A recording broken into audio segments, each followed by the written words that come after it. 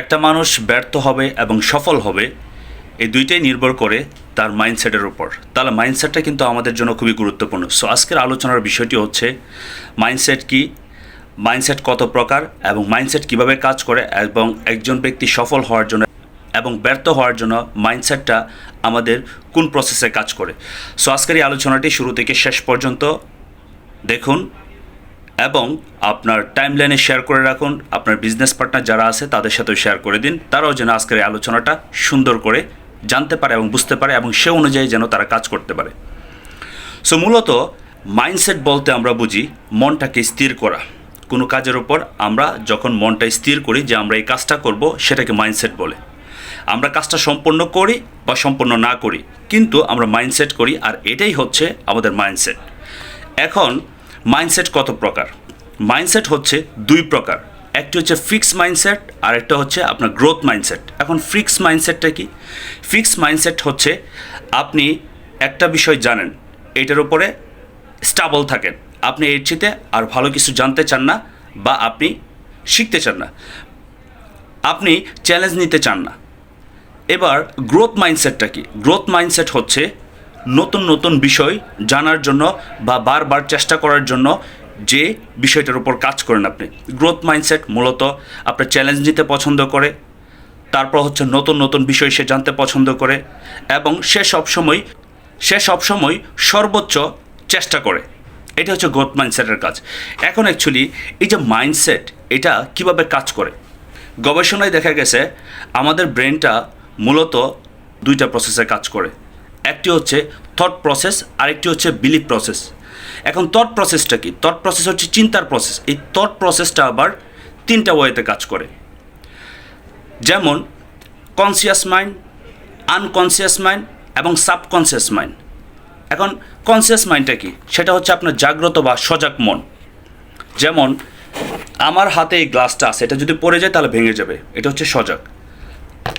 Unconscious mind হচ্ছে আপনি ঘুমের সময় ঘূর্ণিঝড় হয়ে গেল বা কোনো একটা স্বপ্ন দেখলেন, সেটার মনে করতে পারতেছে না, বা হঠাৎ করে আপনার সেন্সলেস হয়ে গেলেন, আপনার আশেপাশে কী ঘটে গেল সেটার মনে করতে পারতেছে না।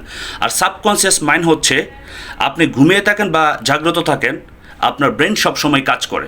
যেমন এখন আপনি আমার ভিডিও দেখতেছেন, কিন্তু তারপরে আপনার কয়েকটা বিষয় আপনার মাথার মধ্যে চলে আসতেছে। গবেষণায় বলা হয়েছে একটা মানুষ প্রত্যেক দিন 2000 থেকে 72,000 পর্যন্ত চিন্তা ভাবনা করে, সে চাইলেও এবং সে না চাইলেও। এটা নেচার অফ ল, অটোমেটিক আপনাকে করাই।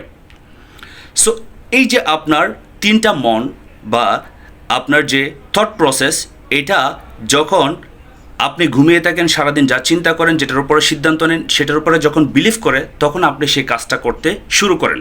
এটাকে বলা হয় আপনার বিলিভ প্রসেস। আর বিলিভ প্রসেস যখন কোনো কাজ শুরু করে, তখনই কিন্তু আপনার সে কাজের রেজাল্ট আসা শুরু করে। এবার আসেন, একটা মানুষের ব্রেন অ্যাকচুয়ালি কত পরিমাণ এবং সেই ব্রেনটার ওজনটা কী? একটা মানুষের ব্রেনের ওজনের দিকে যদি তাকাই, তাহলে পুরুষের ক্ষেত্রে আপনার 1350 গ্রাম থেকে 1400 গ্রাম পর্যন্ত, এবং যদি আমরা নারীদের দিকে তাকাই তাহলে 1200 থেকে 1300 গ্রাম পর্যন্ত তাদের ব্রেনের ওজন বা ব্রেনের সাইজ থাকে। এখন এটা যদি আমরা সেল বা এটা যদি আমাদের এইভাবে বলি, আমাদের ফোনের যে ফোল্ডারগুলি আছে, নিউ ফোল্ডার, এই ফোল্ডারের মতো আমাদের ব্রেনের এক একটা সেল বা নিউরন বলি আমরা। এবং এই সেলগুলি হচ্ছে আমাদের ব্রেনের মধ্যে 86 বিলিয়ন, মানে 86 কোটি সেল আছে আমাদের ব্রেনে। এখন এই যে পৃথিবীতে যত কিছু তৈরি হচ্ছে, সুপার কম্পিউটার থেকে শুরু করে যত কিছু তৈরি হচ্ছে, এই সব কিছু কিন্তু ব্রেন থেকে আসে। আমরা যারা ডিএক্সএন বিজনেসে জয়েন করি, আমরা মূলত দুইটা ওয়েতে কিন্তু আমাদের ব্রেনটাকে কাজে লাগানোর চেষ্টা করি। মানে একটা হচ্ছে আপনার শর্ট টার্ম, মানে আপনার অল্প সময় এর জন্য মাইন্ডসেট করি, আরেকটা হচ্ছে আমরা লং টার্ম বা দীর্ঘ সময়ের জন্য মাইন্ডসেট করি। এখন যারা শর্ট টার্মের জন্য মাইন্ডসেট করে, তারা একটা কাজ শুরু করে, কিছুদিন করার পর তারা কাজটা বন্ধ করে দেয়। যেমন অনেক স্টার এজেন্ট হওয়ার পরে কাজ বন্ধ করে দেয়, তার মানে তার মাইন্ডসেটটা ছিল স্টার এজেন্ট হওয়া পর্যন্ত। অনেকেই স্টার রুবি হওয়ার পরে কাজটা বন্ধ করে দেয়, তার মানে তার মাইন্ডটা সেট করা ছিল স্টার রুবি হওয়ার পর্যন্ত।